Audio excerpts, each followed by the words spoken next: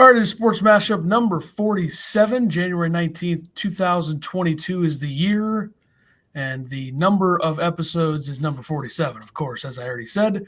We'll start in the NBA, which is where we always start, and as the season goes along, interesting things have gone down. The Ben Simmons thing has lasted this entire time. We've seen a little bit of clarification or different things happen with the Kyrie Irving situation, and the other big situation in the league has to be Ben Simmons. And I don't know if this is true, but there was a rumor out there that the Pistons reportedly offered Jeremy Grant, who, by the way, I believe was on the team for the U.S. Olympic team last year or was on the team and then got COVID or something like that. I don't remember if he played or not.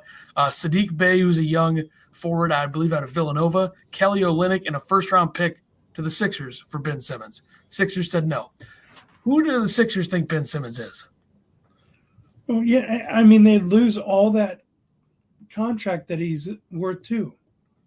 They'd get Sadiq Bey's a young player, probably a good 7 or 8. At some point, Olynyk's a veteran. Who knows how much he's actually going to play. Grant is a little overpaid, but he's a very solid 4, and you get a pick out of it, probably a late first-round pick. Who knows what you get with that? We've seen in recent years players falling into the late first round, second round. I'll use a biased example. Ayo Dosunmu being a second-round pick is ridiculous given what he's done for the Bulls. There's lots of players like that in college. Desmond Bane's a guy who fell into the middle of the first round to the Grizzlies. He's been a stud. So the Sixers, who knows if this is true? I mean, there's a lot of things that are made up, and that could be made up. But if that is true, that's really bad by the Sixers. You got to take that. Yeah. And then Bull is on the move again after he just got traded to the Nuggets from where'd he go? I feel like he was drafted by Brooklyn, and they got traded by Brooklyn in that draft. Something like that. Let me see here. He was drafted by the Heat and then was traded from the Heat to the Nuggets. And then he played last year 2 years ago in the G League for the Windy City Bulls. But he just got traded to the Nuggets. Yeah, I didn't really read too much about him on that. Let's see here. Traded. I don't see any trades here to the Nuggets other than the Heat one in the draft. There's a 3-team deal. The Spurs, Nuggets, and Celtics are involved. The Nuggets get Bryn Forbes from the Spurs. The Celtics get Bull and PJ Dozier from the Nuggets. And the Spurs get Celtics Juancho Hernangomez and Denver's 2028 second-round pick. I mean, that's just a shut up, we'll get the deal done pick, I think. 2028, yeah. 6 years down the road, you're going to get a pick? Just maybe needed a little bit of an extra sweetener. Maybe the owner said, hey, get me a pick. Okay, 2028 second, here you go. Okay, done. But, I don't know who this really helps. I mean, the Celtics get a backup center and a I like the Nuggets. guard. I like the Nuggets standpoint here. Bryn Forbes is a very good three-point shooter. So I think was he on the Bucks last year? I want to say he was on the Bucks last year. Maybe he's just been a Spur this entire time. No, he was on the Bucks last year. So he was undrafted, played for the Spurs from 16 to 20, played for the Bucks last year, obviously won a title last year, and then came back to the Spurs this year. Michigan State is where he went. 28 years old, though. He's a good shooter. So I help the Nuggets bench. The NBA All-Star Weekend, February 18th through the 20th in Cleveland. Yeah, I don't know if you could pay me to spend more than a week in Cleveland at this point. I mean, I've been there. It's enough. I don't really like it. But, hey, I like when the NBA All-Star games are in, interesting cities. And the Cavaliers this season have been very good. Like, they could end up being a top 3 seed in the East, especially given the Brooklyn Nets Kevin Durant injury, which we did not put on the dock. But worth mentioning, Durant's going to be out a pretty extended period of time with a knee injury. And you still have Kyrie only playing the road games. Nets could slip. The Bulls have dealt with tons of issues in COVID and injuries. The Cavs are a team that's surging. I think they're fourth right now. I saw the Nets. Kyrie can play home games. He just has to pay a fine or whatever. Yeah, I think it's the Nets paying the fine. And after like the fourth fine, it's like a 5,000, and then that's the cap. It just stays at 5,000 every game he plays at home. Yeah. I mean, I would do it. So at some points the Nets pull that trigger. Is it on the Nets or is it on a fine to Kyrie? I believe it's the Nets who would pay it. But even if it's on Kyrie, I mean, he's making more than 5,000 a game. Yeah. Well, I mean, maybe he would change his mind if it was him paying the fine, but I believe it's the Nets paying the fine. So isn't he getting fined on the games he sits out? That's a good question. I don't know. I wouldn't think so because that's like a government thing. That's not really him. It's not the NBA either because the NBA does not have the rule that you have to get vaccinated to play. It's the city of New York. So I feel like the NBA couldn't fine him for that. All right, let's move to the NFL super wild card weekend. A lot of duds. I mean, there was a lot of bad games, but the first game was okay. Bengals beat the Raiders 26-19, first playoff win since Boomer Esiason was the quarterback of the Bengals in 1991. You couldn't send text messages when the Bengals won the championship. The first text was sent in 92. Out of the Saturday games, I thought this might have been the blowout game. Yeah, I mean, the Raiders are a team that keeps games close, so that's kind of why I didn't think that too much. I just think they lack on their back end other than Abrams. So I thought they'd be throwing the ball all over him. Yeah. Josh Jacobs showed up. They had Waller back. Gritty effort from the Bengals to keep it close. I mean, a little bit of a better play call, maybe not spike the ball in the first and goal on that last drive, and then they threw it about a yard short of the end zone on the fourth and goal, and they could have tied the game. But you can't really talk about this game without talking about the whistle that blew on the T. Higgins touchdown. Was it Boyd or Higgins? One of the two. When the whistle blew in the middle of the throw because they thought Burrow stepped out of bounds, and he didn't. It was a good touchdown. It should have legally it was good, except for the fact they blew the whistle in the middle of the play. And the Raiders kind of stopped playing for a second, and Higgins or Boyd, I can't remember which one, they both were 85, 83, was wide open. And the rule says if the whistle blows, the play is dead. And they didn't do that. The crew in that game was atrocious. Wait, so they counted it? They counted the touchdown, yeah. So that crew right there, I believe it's the Jerome Boger crew, they're out. They're not doing any more games in the playoffs because of how bad they were. So, yeah, and then the Bills destroyed. I mean, just dismantled them, just destroyed them. And I think you can look at this game and say it's fair to say that everybody over-analyzed and they expected too much from the Patriots. This is a team that was not expected to do very well this season. The Belichick factor obviously helps them, but they overachieved, I think, because they had a big winning streak that pretty much propelled them into a playoff spot. Remember, this is a team with a rookie quarterback, a defense that, to be fair, is pretty old, but also has a lot of really, like, Judon's a stud, Winovich is a stud, J.C. Jackson's a stud. Yeah, I mean, but they still have a lot of issues. Yeah, I mean, they brought Kyle Van Noy back, he's only good when he's a Patriot. Yeah. But they made some offensive adjustments, getting a couple tight ends in there. Their defense had played good coming into this, so I expected them to at least keep it a close game. I don't think the Patriots had any chance in this game from when it started, but the Micah Hyde interception on the first drive from when Mac Jones threw it to the end zone, just an amazing play. And I think that kind of just killed the Patriots. Because they were going places in that drive. They were moving the ball. Mac Jones had like a 12-yard run on third down, throws down the field, and Hyde just makes an incredible play. And I think the Bills are a team that's playing with a chip on their shoulder. Like, they have the number one defense by many stats in the league, 0 Pro Bowlers on the defensive end. Now, the Pro Bowl is ridiculously stupid, but you can have some motivation from that. And I think the Bills, let's just put it this way. I would be surprised if the Bills don't come out of the AFC. That's how much I think of them. So we'll see. But then you go into Sunday, and your team, the Tampa Bay Buccaneers, just dismantled the Eagles as well, 31-15. It really wasn't that close. As I told you off air before we got on, the Eagles abandoned the run when they were down 7-0 and when they were down 14-0. And that's pretty much the number one thing that they can do on offense, and they stopped doing it. That's what Hurts does best, is run. And they pretty much stopped doing it, and it just killed them. Yeah, I mean, Miles Sanders, he rushed back from an injury to play, and he didn't do much at all. Yeah. I mean, yeah, Boston Scott had like a 31 or 34-yard rush at the end of the game, but other than that, they limited the rush from the Eagles. Let's be honest. 7 to 8 to maybe 9 times out of 10, the 7 seed with the extra seed, the 7 seed's not going to be a team that belongs. And both of them this season did not belong.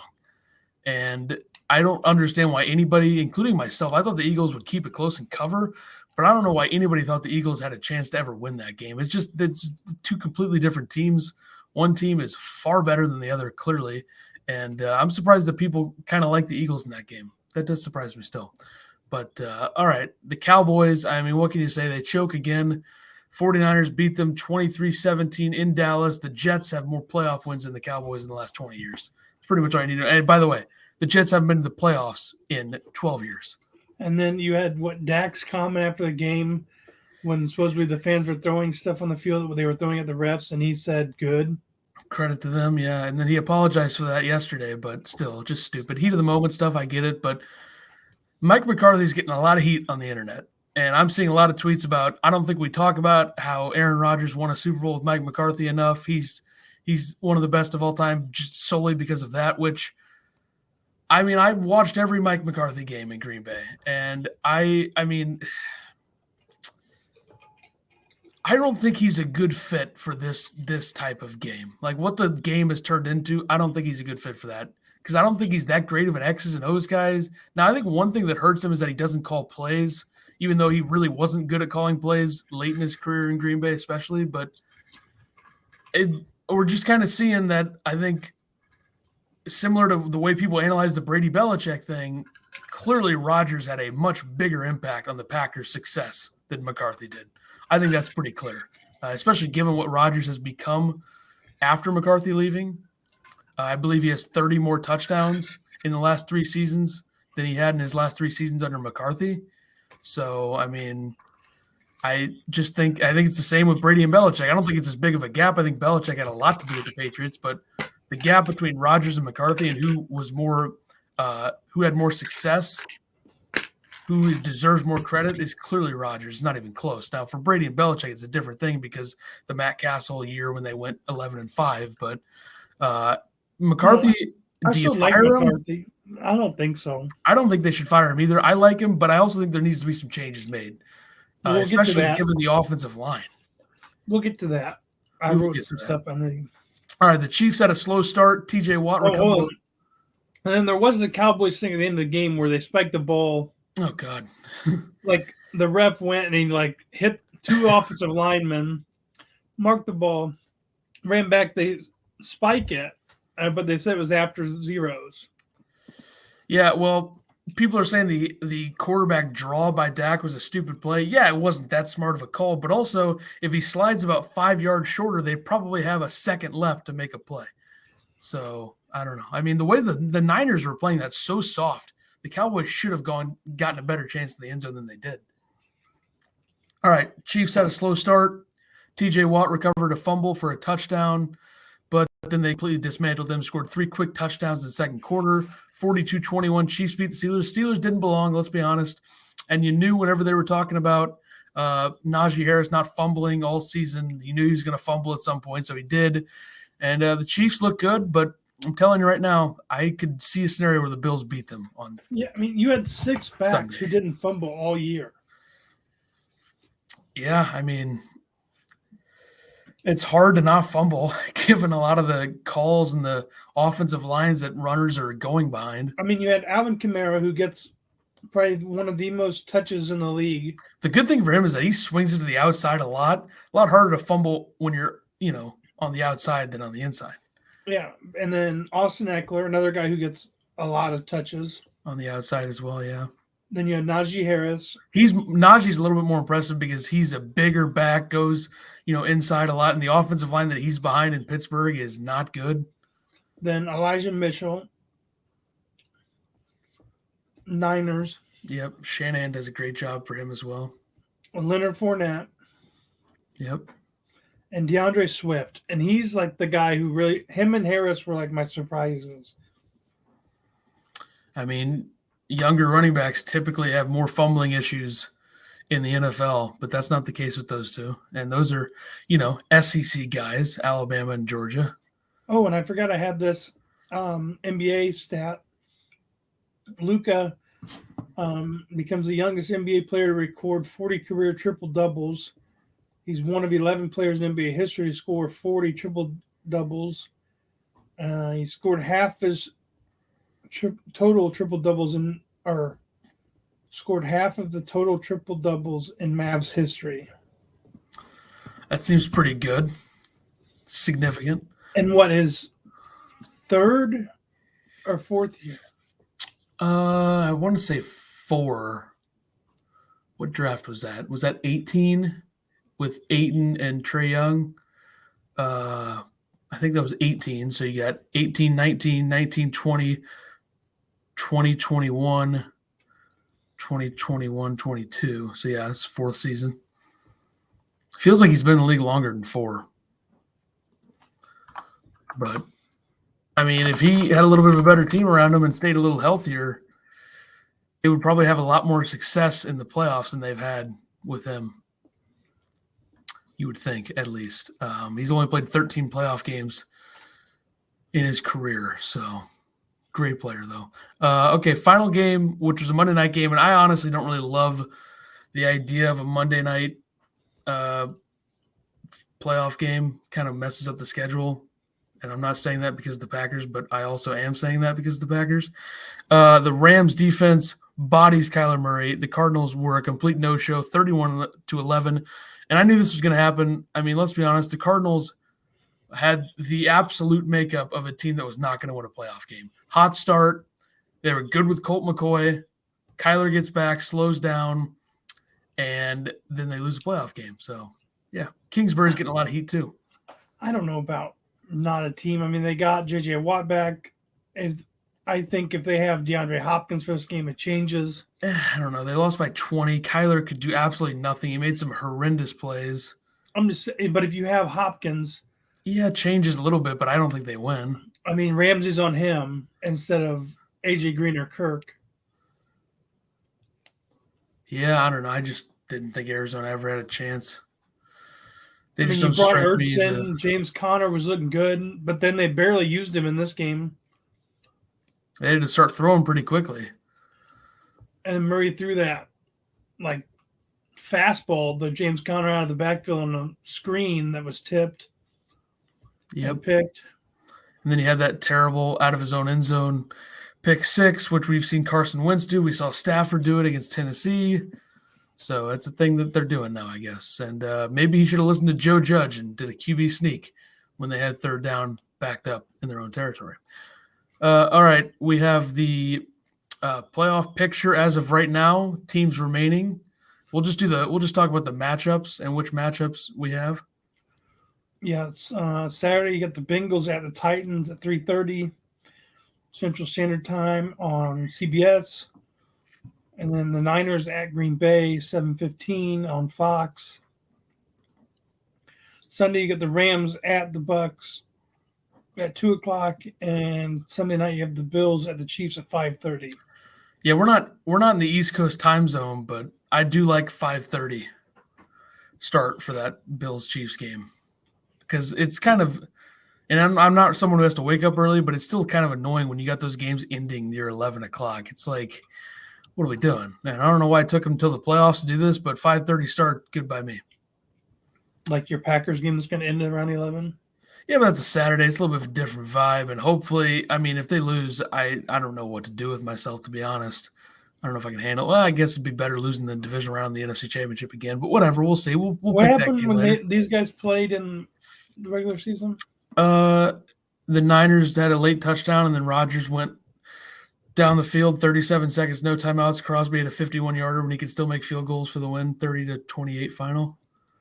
So the Packers did beat them, which, the Niners are a completely different team. But, hey, Jimmy Garoppolo is playing with a shoulder injury and a thumb injury, and something tells me it's going to be harder for him to play in that weather at Lambeau than it was in Dallas, but we'll see. They'll just have Debo throw the ball a little more. That is the biggest concern, certainly, is what they can do with Debo and those guys. He also broke a record for most rushing yards by a receiver in a playoff game last week.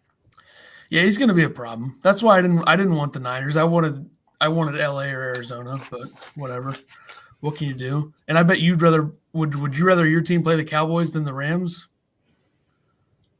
No. I mean, the Rams have a way better defense, I think. The Cowboys have a defense that's opportunistic but not that good. That's the thing. I'm okay with who they're playing.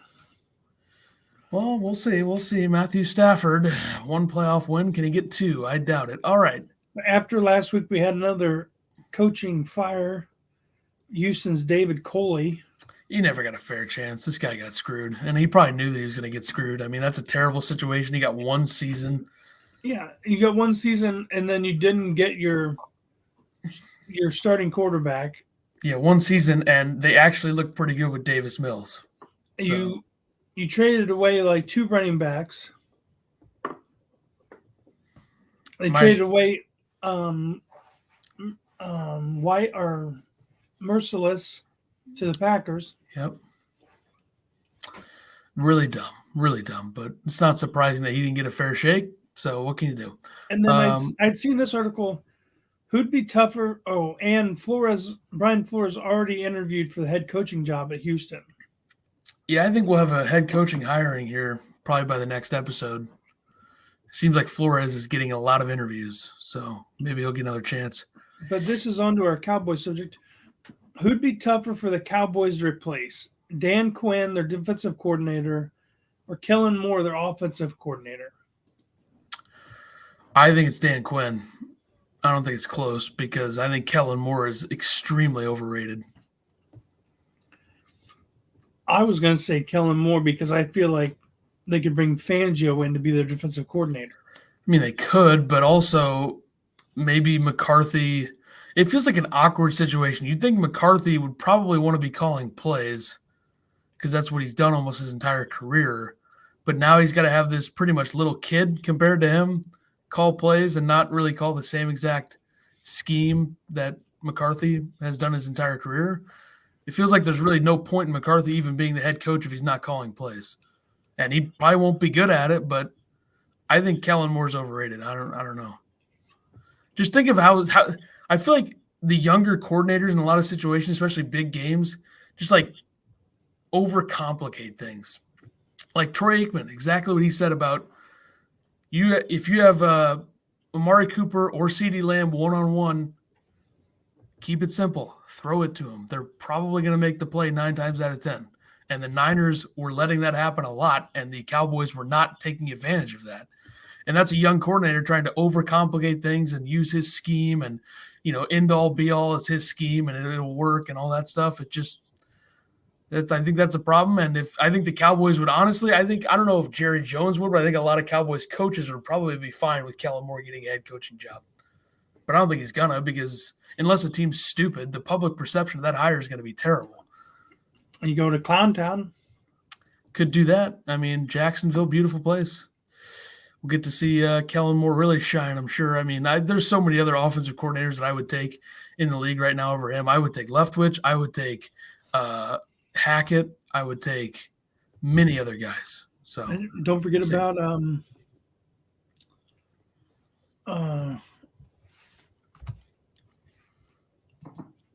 who? Defensive coordinator for the Bucks.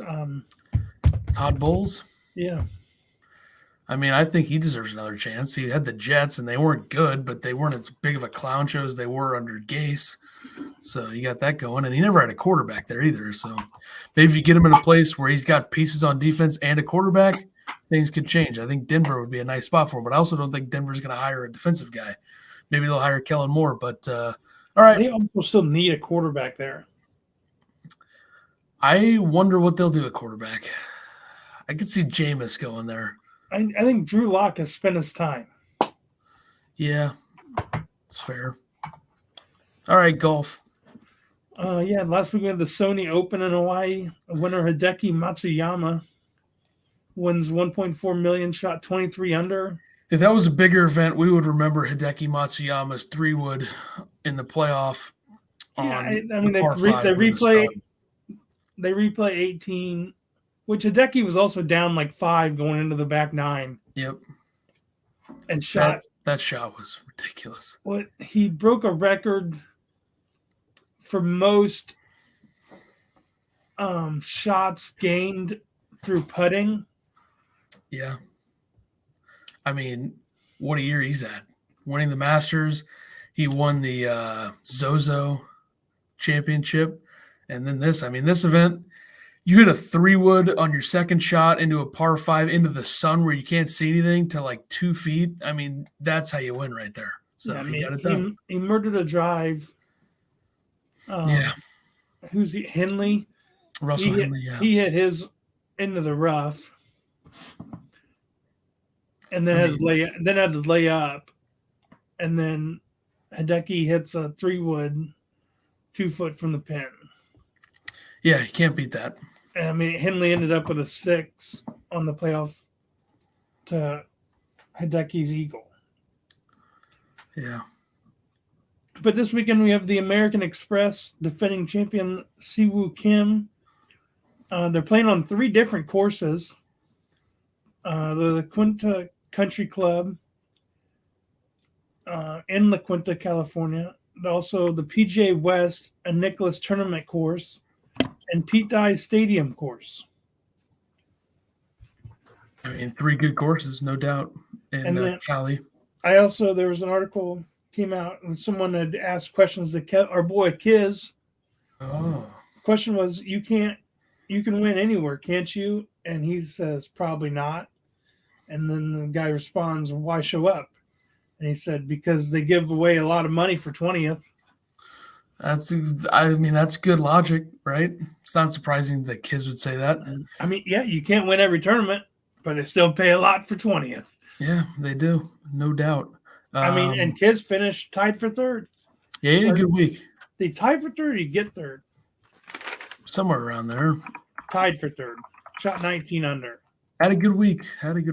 All right. College hoops. We have the top 10 right now. A lot of movement. Gonzaga up 1-1. Auburn up 2-2. Arizona up 3-3. Purdue up 3-4. Baylor drops 4-5 after losing 2 games, ranked number 1.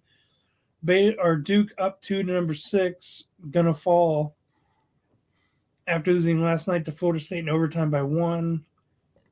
Kansas up 2-7. Wisconsin up 5-8. UCLA drops 6 spots to number 9, and Houston up 1 to number 10. I mean, this is the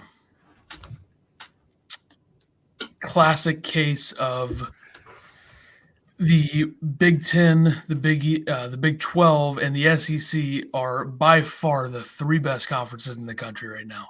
And after that, I think you put the Pac-12 and the Big East together, and the ACC is just an atrocity. Like, it is terrible. I still think Duke's good. Last night was bad because Florida State is not very good this year. Florida State does not have the typical lottery-style pick that usually Leonard Hamilton has, which Scotty Barnes is an example of that. But the ACC is bad. After Duke, North Carolina got destroyed by Miami last night. I think Miami's good. I think they're a tournament team. I don't know how good they are. I didn't believe in them at all going into the season, but it's bad. I think Duke's still on the latency of I have to be in isolation for 2 weeks for the COVID. Yeah. But Florida State always has like length. Yep, they do. And a couple of guys who can shoot. And the way Duke spreads the ball and everything with that length, it limits driving and passing lanes, and that's Duke's offense. And then, other than Theo and Mark Williams, they don't have much size. P5 is 6'10", but he doesn't play much in the post. Florida State has a total of 4 7-footers in their roster. 2 of them don't play, but they have 2 that do play. So, yeah. And then they got 6'8", 6'9", 6'4", 6'7", 6'6", 6'7", 6'5". It's a big team. Caleb Mills is good. Matthew Cleveland. They never have, like a 6 foot or 6'1" point guard. Their point guard's always like 6'4" bigger. Yeah, and you look back to past seasons with him there, with what the hell's his name? Leonard Hamilton there. MJ Walker was running point last season, 6'5". I mean, that's a prime example of the size that they always have. Yeah, I mean, Jeremy Roach is like 5'11". Keels is only like 6'1". Yeah, it becomes a bit of a problem in those games. All right, what else we got? Joe B. Hall passes at the age of 93. He succeeded Adolph Rupp at Kentucky. He played for a national championship in 1949 and won, and coached and won in 1978. He's only one of three people to do so. He's the only one to do it at the same school. Pretty good accomplishment. I mean, to be the guy who gets hired to coach at Kentucky after Adolph Rupp says a lot, given the fact that, Kentucky plays at Rupp Arena. Major League Baseball. Carlos Correa hires Boris as his agent. He's going to get paid. I don't know how big of a needle mover this is in terms of who pays him or how much he gets paid, but whoever gets him, he's going to get paid. If the lockout ever ends, which it might never end, we don't know. No, and then the A's had Brad Ausmus as their bench coach behind first year the A's new manager. Marcotte. Yeah. I mean, Ausmus got 2 chances as a manager, was horrendous. One season with the Angels, they went 72-90.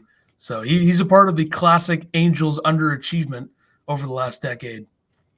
And he's not a good manager. And I'm surprised that any team wanted to give him a chance because I think he was getting some interviews to be a manager again after 2019's disastrous year with the Angels, which he hadn't looked too bad because everyone that's been the Angels manager's underachieved. So there you go. NHL All-Star Game rosters were announced. I mean, not too many surprises here in terms of who is in, who's out. You've had injuries that have affected players in certain spots. Some notable from the Metro Division, Ovechkin making his 8th appearance, Claude Giroux making his 7th, Jack Hughes his first, Adam Pelech from the Islanders his first, Adam Fox from the Rangers his first. So some notable names there. The Atlantic Division, you had Bergeron only his 3rd, which is surprising to me, but I think he's probably been overshadowed by other elite centers. You would have to think as to how it's only his 3rd. I don't know. Maybe I guess he's been more of a point producer the last few seasons than he was early in his career, but I don't know. It's weird. Yeah, especially because when it was only the last couple of years where it's been the 3-on-3 thing before. Yeah, there was more players. Yeah, that's true. And he's a two-way center. Yeah, Stamkos making his 7th appearance. Austin Matthews his 4th. First appearances for Nick Suzuki and Rasmus Dahlin from the Sabres, Suzuki from the Canadiens. A lot of first-time appearances in the Central Division. I think McAvoy also made it. Yes, yeah.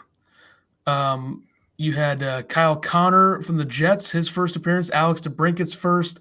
From the Blackhawks, Avalanche, Nazem Kadri's first. Minnesota Wild's. How did he make? Oh, my God. Well, Kadri's had a huge offensive season. I know, but nobody can stand him. I don't like him either, but he did. I mean, look at it. He's got 49 points in 33 games, so he did earn it in terms of his numbers, but nobody likes him. So what can you do? Jordan, throw a cheap shot in the All-Star game. Probably will, for being honest. I could see it. Jordan Kyrie's first from the Blues, Cale Makar from the Avalanche, UC Saros from the Predators, Cam Talbot from the Wild, all those guys making their first. So pretty much everyone on the Central Division roster with the exception of Nathan McKinnon, Joe Pavelski, and Clayton Keller all making their first. Cole Makar surprised me that's only his first. Yeah, he's had a couple of big seasons, a couple of big ones. Pacific Division, obviously McDavid, Draisaitl are in. Troy Terry from the Ducks had a huge season with goal scoring, his first. Timo Meyer from the Sharks, Mark Stone from the Vegas Golden Knights, Adrian Kempe from the Kings, all making their first. Thatcher Demko, goaltender for the Canucks, making his first appearance. And Seattle's first All-Star in franchise history, Jordan Eberle. So there's the NHL All-Star Game rosters, which will take place in February from Las Vegas, February 5th, T-Mobile Arena. Should be a very fun weekend. Las Vegas, completely different city for the NHL to host in compared to what the NBA is hosting in with Cleveland. So big difference there. The league will no longer test asymptomatic vaccinated players. Long overdue, in my opinion. They will still obviously be subject to testing between the U.S. and Canada. So when they're crossing the border, they will still have to test, which is not surprising given the Canadian government. What can you do, though? The league can't really do anything about that. And if Canada wants to ruin their own national sport, whatever, do what you got to do.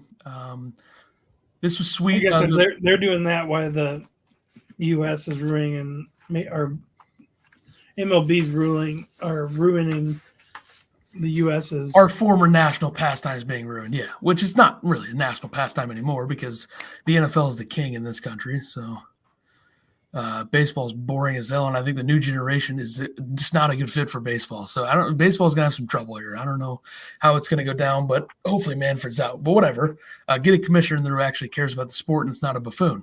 Anyway, the Bruins retired Willie O'Ree's number, first black player in NHL history. Also read something that he played his career 95% blind in his right eye. So pretty great accomplishment there.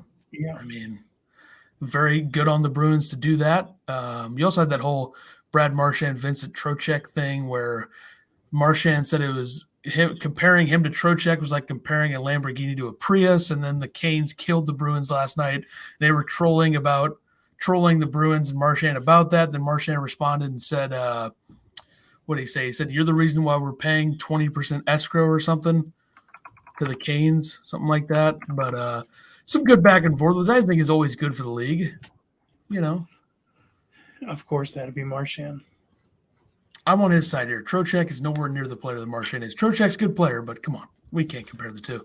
The Blues retired Chris Pronger's number 44, eighth player in franchise history to have a retired number in St. Louis. Now, I wish that I could name all 8 because I wrote an entire article about this, but I literally cannot. So, moving on. I could have gotten tickets for me to go to this game for cheap. Yeah, they had a big crowd there. But being unvaccinated, I wasn't going to get tested just to go to the game. Yeah, I think a lot of people probably feel the way that you do in that regard about, the overcomplication of what you have to do to get to a game when there's probably not a ton of spread actually at the game. But I mean, it's not even games anymore either. It's games, concerts. It's like anything. Yeah, I feel like the summer is going to be a lot more of a loose restriction thing, though. I think probably starting like June will be pretty back to normal, and then it's just a never-ending cycle. And October, people will start to freak out again, and then we'll be back. So, college football. Jerry Rice's son, Brendan Rice, is transferring from Colorado to USC. Never heard of him, to be honest. Neither have I. Former Mizzou defensive tackle Wingo transferring to LSU. Which, didn't they have a linebacker named Wingo years back? That sounds familiar. I don't remember, though. I just wondered if they were related. Former Florida State quarterback Purdy to transfer to Nebraska. So maybe Nebraska gets some more notoriety. Chubba Purdy. I have never heard of this guy, but it's Brock Purdy's brother, who was the quarterback at Iowa State. So maybe he'll be good. We don't know. And then Ohio State defense coordinator Coombs to join the Bearcats. A lot of Ohio State ties on that staff, so it's not surprising that they made that move. All right, let's do the picks segment of the show. We'll start with the American Express golf event. I went 13-4 last week. I went 10-6. Now sitting at 315 and 268. I'm 311 and 265. I went 1-1 in the NBA, 2-0 in hockey, 5-1 in college basketball. The one I lost was my pick for West Virginia to upset Kansas. I got Kevin Kisner to finish in the top 5, and then I went 4-2 in the NFL. I went 5-1 in the NFL, 3-3 in college basketball, 1-1 in both the NBA and the NHL, and 0-5 in golf. My NFL, I lost on the Patriots +4 and the Cardinals +3.5. I was a big enough idiot to think the Eagles could cover, so I lost on that one. So. Yeah, I told you that, though. Yeah, it was dumb. All right, American Express, La Quinta, California. Who are your picks to win, to finish top 5, and to finish top 10? I got Patrick Cantlay at plus 900, Tony Finau at plus 2,000, and Ricky Fowler at plus 5,000 to win.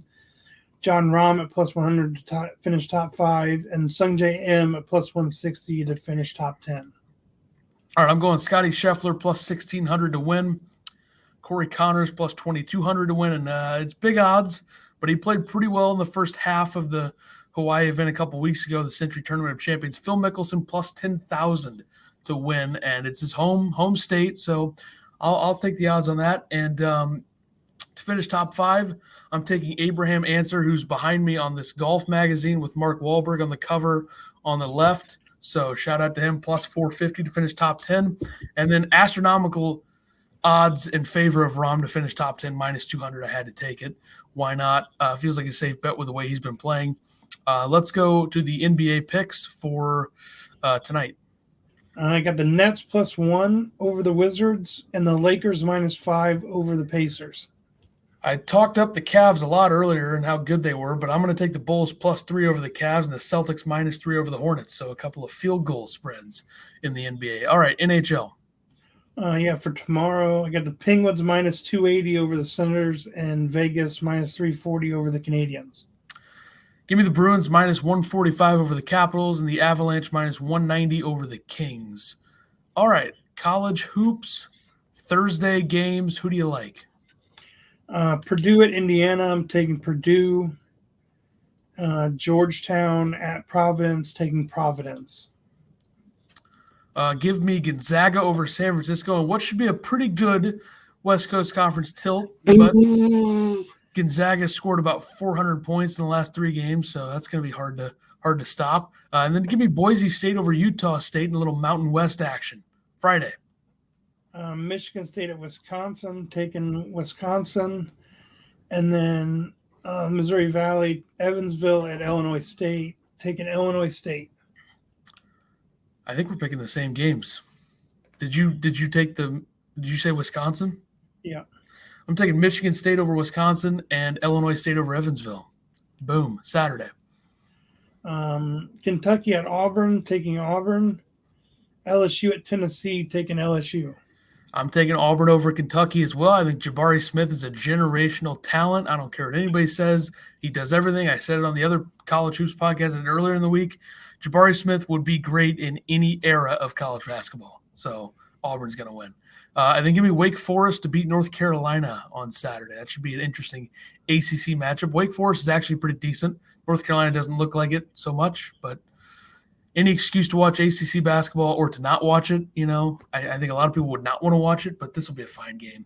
NFL divisional round, Saturday games. We'll start Titans-Bengals. Who do you like? This is the only one I hadn't picked yet because I wasn't sure. Derrick Henry's back, right? Yes. I'm taking the Bengals plus 3.5. I'm going to take the Titans minus 3.5. I think the Titans are going to go on a bit of a run. I think we're going to see a Titans and the team that I said earlier would win in the AFC Championship. I think I'm not saying the Titans aren't going to win. I just don't think it's going to be by more than 3. It'll be a good game. Good game. Big test for Joe Burrow. See where he's really at. Because the Raiders, they're fine, but it's a little bit of a step up. Could come down to a Randy Bullock game-winning field goal. That's happened multiple times this season. It could. Packers-Niners, Lambeau. I'm taking the Niners plus 6. Packers win, but I wanted to take the Niners plus the 6, but I'm just going to try to trust my team. I never trust them. They always lose anyway. What's it matter? I think this team's different. I think they have a chance to finally maybe get to the Super Bowl. That'd be nice, but I'll take the Packers minus 6. Maybe I'm falling into a trap because I see many scenarios where the Packers lose this game. But I'm going to roll with it. Don't care if I'm wrong. Don't care if I'm right. Whatever. Actually, I do care if I'm right in this regard. But, okay, first game on Sunday, Rams at Bucks. I'm taking the Bucks minus 3. I feel like the Rams are either going to get killed in this game or win. I don't know. And the Rams, I believe, are 2-0 against the Brady-led Buccaneers the last 2 seasons. They went in there with Goff on a Monday night game last season in early December, I believe, and they won. and then this season they beat them in LA. So I think the Bucs are getting Levante David, Fournette, and Ronald Jones back. that'll be big, but I'm going to take the Rams +3. I don't know if they'll win, but I think they can keep it close, cover it, maybe lose by 1, maybe lose by 2, maybe actually win the game. I'll take the Rams +3, and I'm probably going to regret it. All right, a Sunday night, earlier start, Bills-Chiefs. Chiefs -2.5. I like the Bills +2.5. I got a feeling that they're going to make a bit of a run here, maybe finally get past the Chiefs, maybe exercise some demons here. So either I'm going to open up more in our picks, or you're going to gain on me because we picked opposite on every football game. This will be a big swing week. Big swing week. We will see what happens, and we'll see you next week for number 48. No footy? I am retiring those for now. It's been pretty bad recently. Forgot to mention that. Retiring them. 53, 32, and 4 overall. Slight retirement for those. I'll probably bring them back maybe at a later date. But there's so many things to pick right now. I'm trying to focus on the things that count for my actual record. So what'd you go last week? I don't even remember calculating it, but I think I was like 5-3 or something. So it was still going pretty well, but I'm going to retire those just for a little bit. So postpone. Yeah, slight retirement. We'll be back on the 26th of next week for number 48, and we will see you then. Lots to cover then next week. Deuces.